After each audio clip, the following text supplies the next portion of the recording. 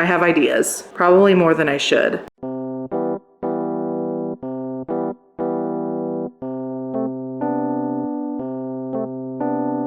Hello everyone, and welcome back to my channel. Just another struggling writer. The Beleaguered Author's one-stop shop for commiseration and hopefully inspiration.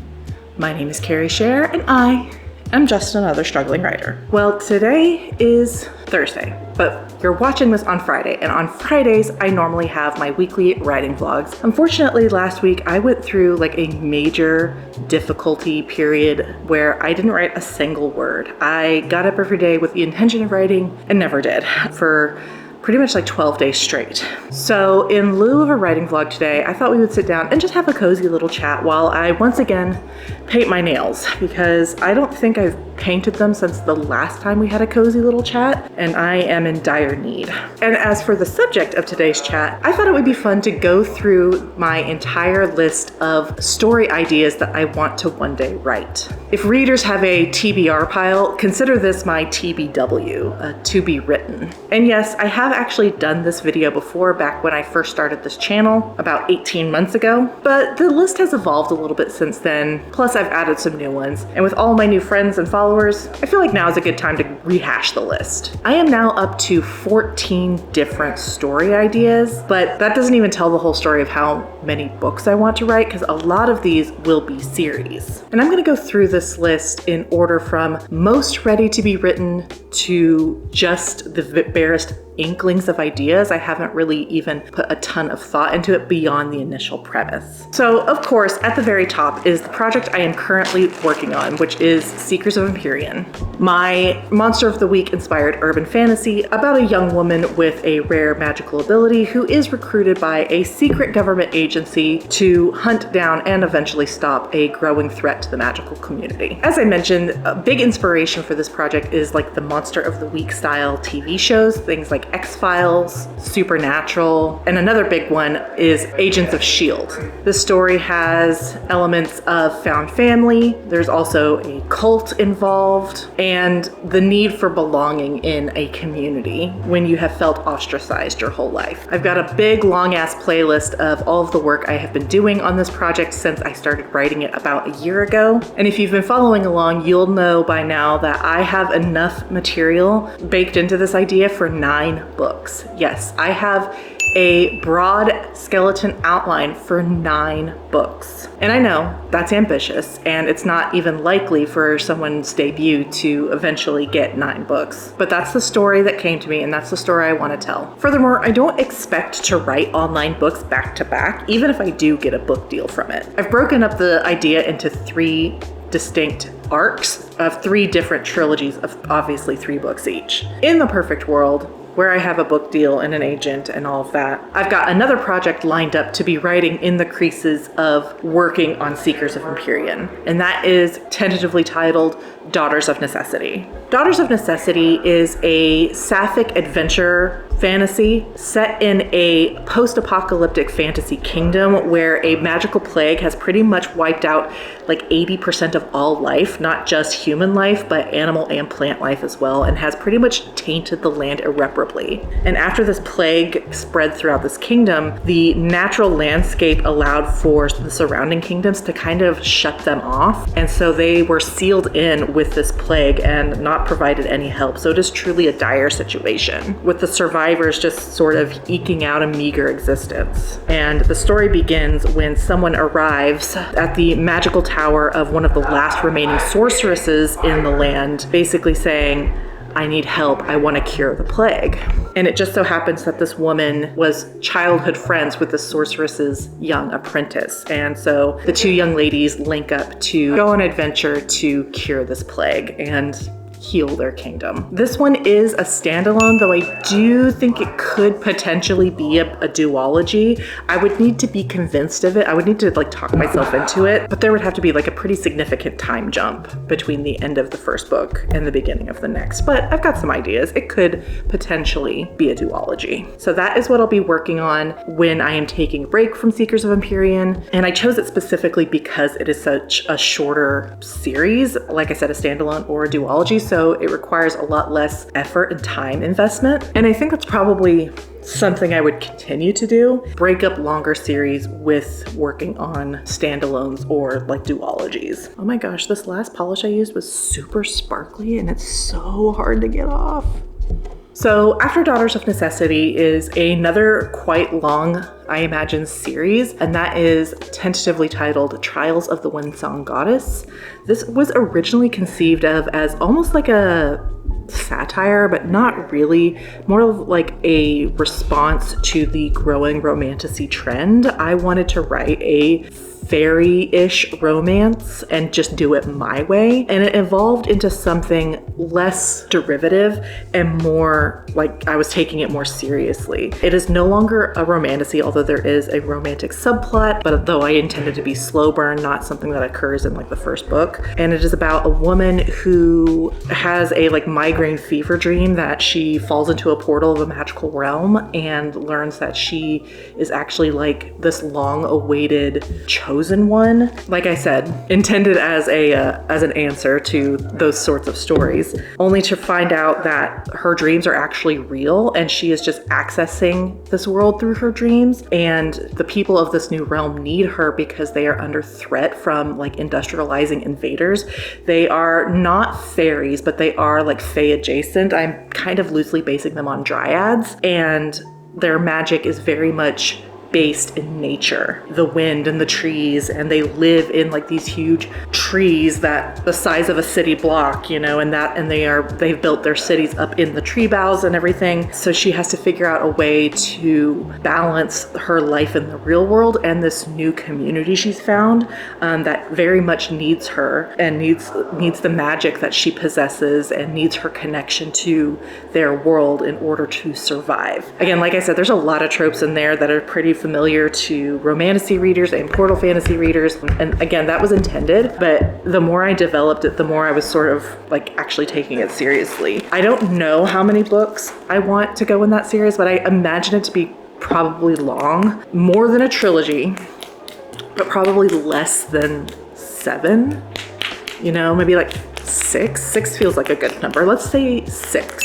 I haven't thought too deeply about the longer plot, just like the first 2 books or so, but I could see that one being pretty long. After that, I would like to return to the very first project that I ever wrote a complete first draft of, and that is codenamed Border Towns.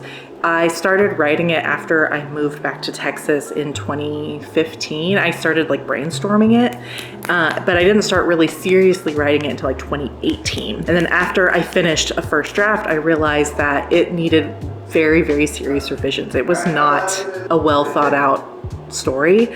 It needed a lot of structure, and so I tried revising it. I came up with a much more complicated setting and world building and plot, and started the second draft, which is almost more like a first draft. It was so different, and then decided to shelve it because at that point I was just so exhausted by the realization that pretty much everything would need to be reworked, that I needed a break from it. Like it needed to go back into my percolator to like develop a little bit more, but I've never really let go of it. And now that I'm like older and wiser as a writer, I could see, oh, I didn't show you my color.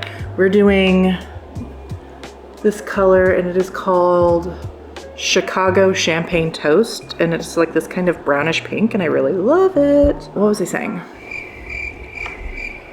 Oh, right. So now that I've got more experience as an aspiring writer under my belt, I think I could really make this one really, really good. It is a political fantasy with another romantic subplot and features the rulers of government in these different nations are these massive beings that are made from the land, but they're also completely immobile. They can't move from where they stand. They're like almost like demigods, but they can't move. And so they have what I've called emissaries who basically act as their mouthpieces and like delivering their laws and, you know, engaging in diplomacy and all that. They're basically like the avatar of these titans. And our main character is one of these emissaries who has been thrust into the position prematurely because her mother was almost assassinated, the previous holder of the position. And her country has been at war for like 1,000 years or something really long with her neighboring country. And it's kind of been like this stalemate where they're not like directly like hostile towards each other, but like slowly the aggressing nation keeps pushing against their boundaries. And since they're technically at war, no one can really stop them.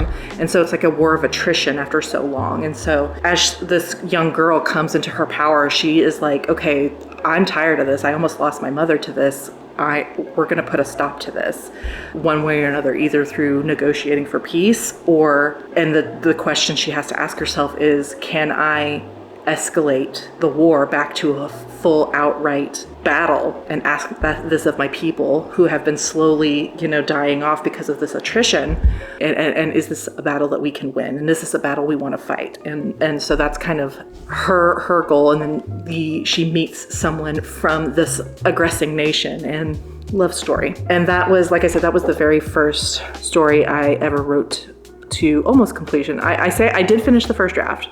There were some holes in it. Like I had to skip some parts that I didn't feel confident in writing at the time and never got back to. And then, like I said, it was very bare bones and needed a lot of work. I talk a little bit about on this channel about how I write very thin and I'm not very good with description, and that I tend to write my first drafts like with a one-track mind. It is get the plot done. And there's very little in the way of subplots and very little in the way of setting and world building, and that was very much the case with Border Towns. But like I said, I think the premise still has a lot of promise, and now that I am a little bit more mature in my writing and on my journey, but I would love to return to that world and develop it more and get that written. That is definitely a trilogy. Because it is one of the oldest books in my repertoire, it is very well, like the plot is very well developed. I know exactly how the first book goes and how the entire series ends. And I know kind of roughly the main thrust of each book's conflict is. I'm obsessed with this color. I'm obsessed. So after that is another probably really lengthy series. This is an idea that I have always described as being like a hot mess and kind of a vanity project, because no agent in their right mind would ever sign it. It is extremely long. It has an extremely large cast of POV characters, an extremely diverse range of story arcs, because each character, not each one, but I would say like 6 out of the 9 are on different paths and different stories in this larger world. There's also a huge range of genre blending, from romance to horror to sci-fi, obviously fantasy. So there's just so much going on, and I have always thought of this as like, if I ever get signed to a deal like on some other project and get rich and I finally get free reign to write whatever story I want, the Nexus is what I will be going for. As you can tell, it's kind of a mess, and that's kind of why I call it the Nexus, is because there's all these different threads, but they all link back to one central climax. That's what I should say. This one central climax at the end of the first book. And it's a lot. 9 different POV characters, 6 distinct story threads, kind of animalistic fantasy races. If you've read The Sun and the Void, it's kind of similar in concept, where the fantasy races have like animalistic qualities. In The Sun and the Void, they have antlers, and I actually have a race in this story as well that is like deer based or adjacent. One that is like lion based or adjacent.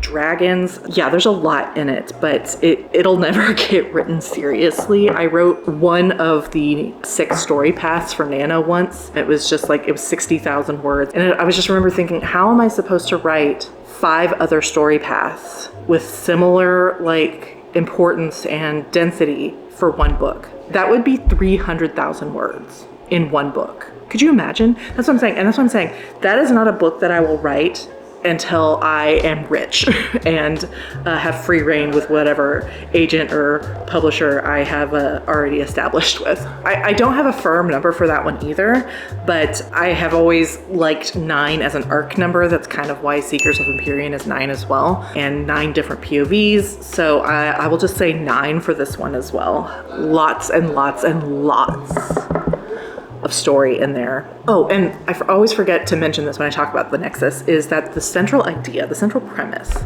is with all these characters and all these story arcs going on, is you don't know which one of them is the villain, because one of them is the villain and they don't know that they're the villain. And when it happens, I want it to be like a surprise to not just to you, the reader, but to the character themselves. Oh, I'm the reason all of the bad wrong.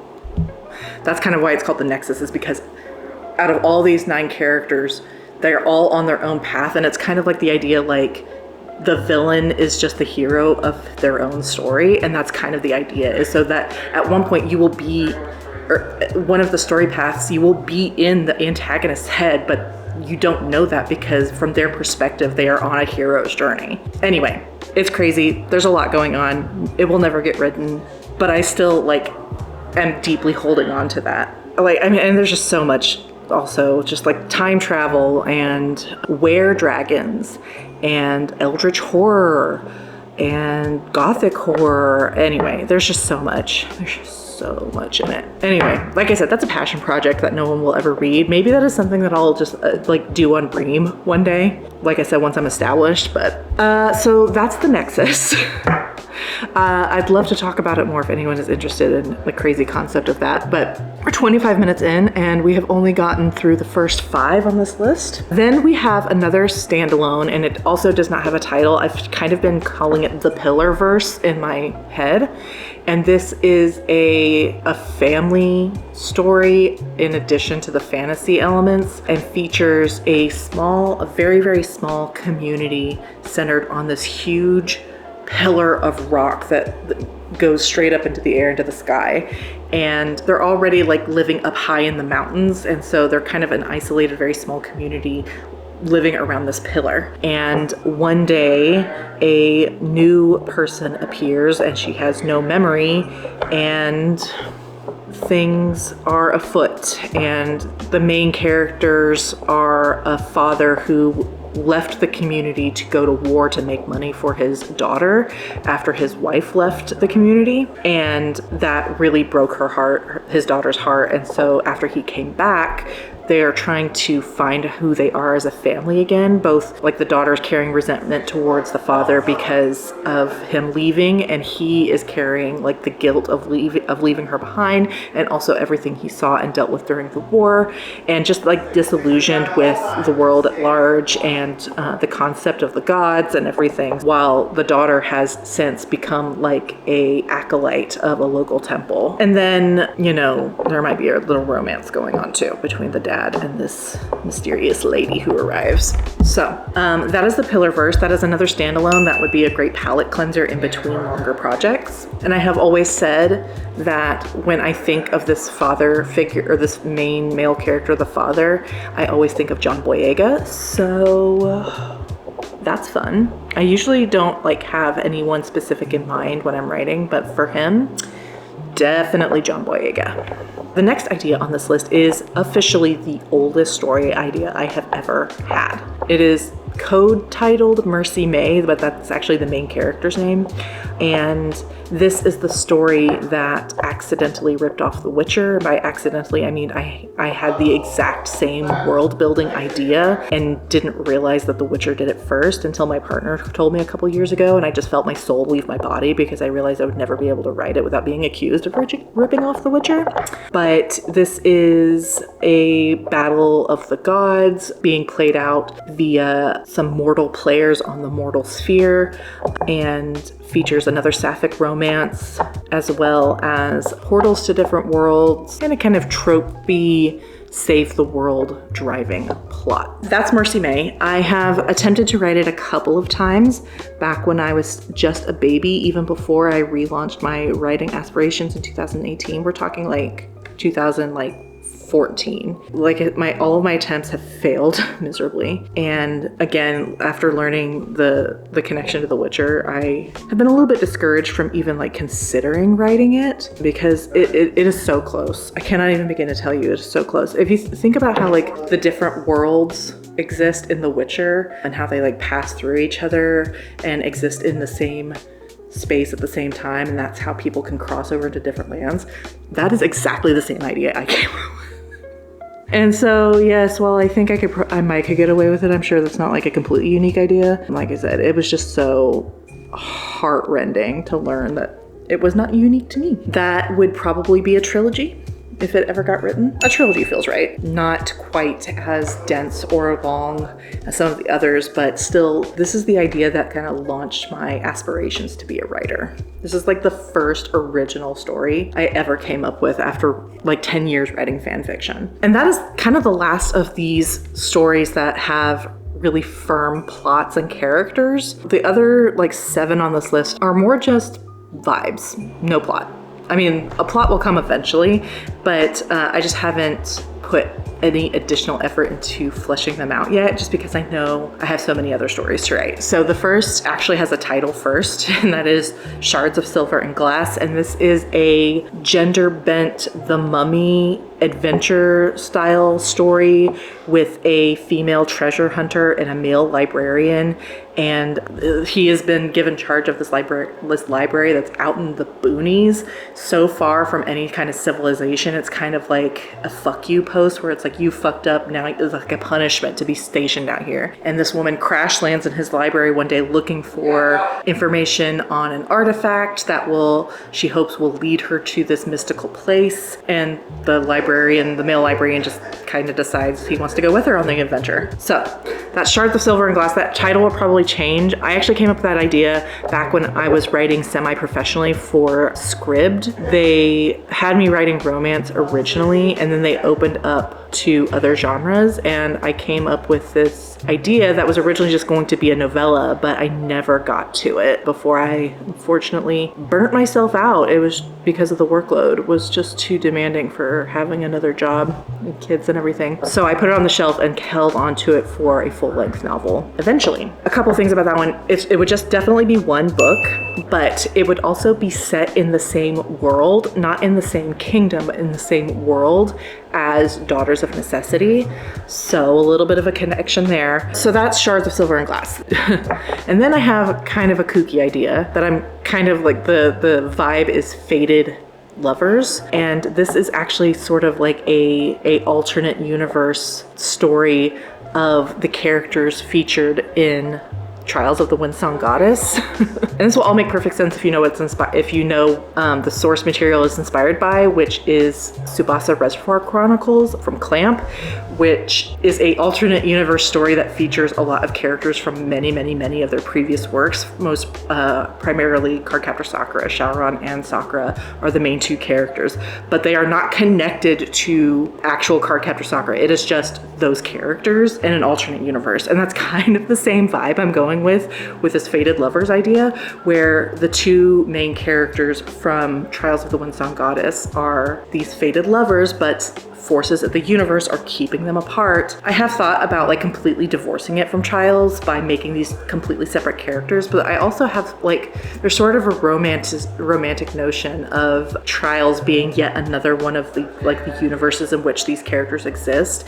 and have to fight to be together. But also there are just a lot of similarities in the setup, where she is like this chosen one and he is just another guy, and they want to be together, but things are keeping them apart. Like I said, not a huge plot. That is another series that could be a zillion books long, much in the same way that I feel like Tsubasa was in the anime, where in each episode they're going around and collecting the feathers and encountering new situations. I feel like this Fated Lover story could have a similar vibe, where every single book there's something else happening that is trying to fuck up their shit and trying to keep them apart and all that stuff. I have ideas, probably more than I should. It's one of the weirder ideas I have, by linking it to another project that I already want to write and using the same characters, but in an alternate universe. It would be fun. I sometimes brainstorm it when I need to go to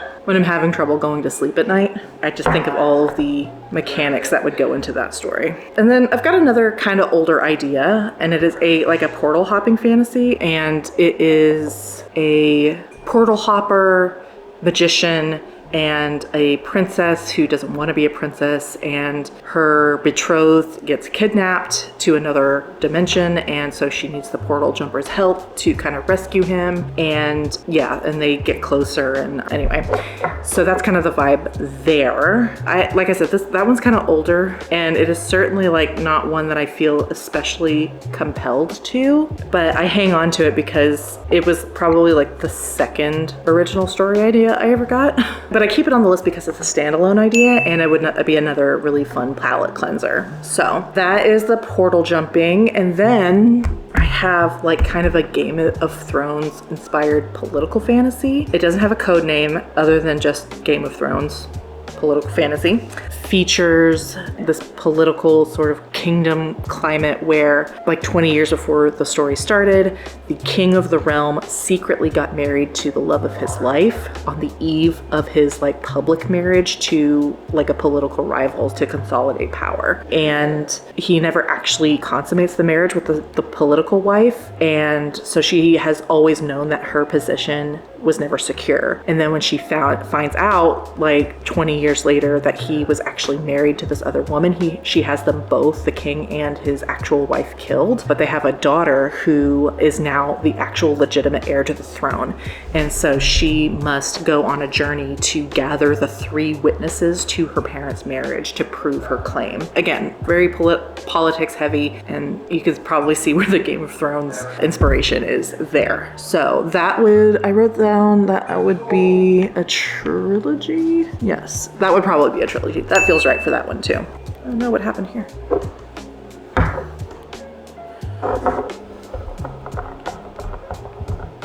This is what I get for painting my nails while yapping, because I lose track of what I'm doing.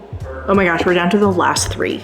And then I've got what I am just calling Elven Pride and Prejudice, which is gender bent Pride and Prejudice with elves.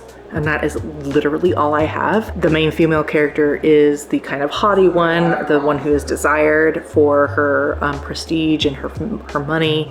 And the Elizabeth character is like a traveling painter who comes into her home, and then they have a romance. I don't know why elves. I don't know. Elves do not appear in like any of my other stories. They do appear in the Nexus because of course they do. It's the Nexus. But by and large, I don't have elves in my story. That's not the kind of fantasy writer I am. But for some reason, this just came to me one day. So gender bent, Elven, Pride and Prejudice. A standalone, obviously. And then I have my 2 most recent ideas that came to me within the last like 18 months or so. And the first one is actually a sci-fi. I know. Well, it's more like science fantasy, but I think the science is more forward. And the only like key word I have for this is magical tattoos. The premise is kind of like our main character wakes up and realizes he has a new tattoo and he doesn't know what it does. Like the magical tattoos have specific functions and they will fade over time. So they only have a certain number of uses. So like you could have like a tattoo that functions as like your ID card. And so you can use it to like unlock your door. So he wakes up and he's got this new huge tattoo and he doesn't know what it's for and he has no memory of how it got there. That is all I have for that one. But I'm kind of excited about the fact that it's kind of in a sci-fi setting. That is something that if I ever get down this list and I need a palette cleanser, I will be writing that story just because it excites me so much because it's such a departure from what I usually write. Again, a standalone. And then lastly, I have an idea that I don't have a name for. I just have an opening snapshot, which is a woman wakes into consciousness or comes into realization with absolutely no memory of any of her life that came before. And she is standing on the side of the road in front of a dead body. And in her hand is a stone with a rune carved on it. And it is obviously very magical and very powerful, and it is kind of talking to her. And now she has this dead body, and it is very much implied that she is the reason this person is dead. And now she has no idea who she is or how she got there, who this person is or what the stone is or what she's supposed to do now. And that's pretty much it. I could see it being a standalone, a duology, or a trilogy, but that's really all I have is just that opening snapshot. I don't even know what the premise would be. I don't know what the stone does other than takes her memories and talks to her.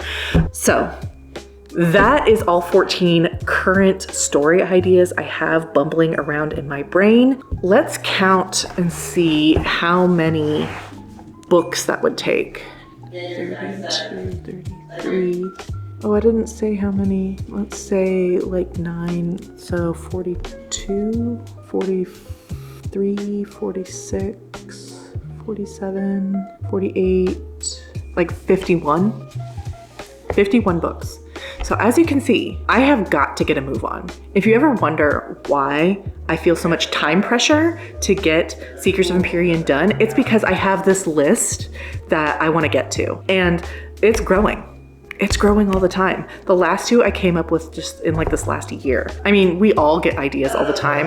How many of them are actually like are story worthy? That's debatable, but these are the 14 I feel like are worthy of being written. And if it's 50 books and I write a book a year, I need to get a fucking move on. So if you see me online and I am not writing, tell me to get my ass back in the chair because I clearly have some work to do.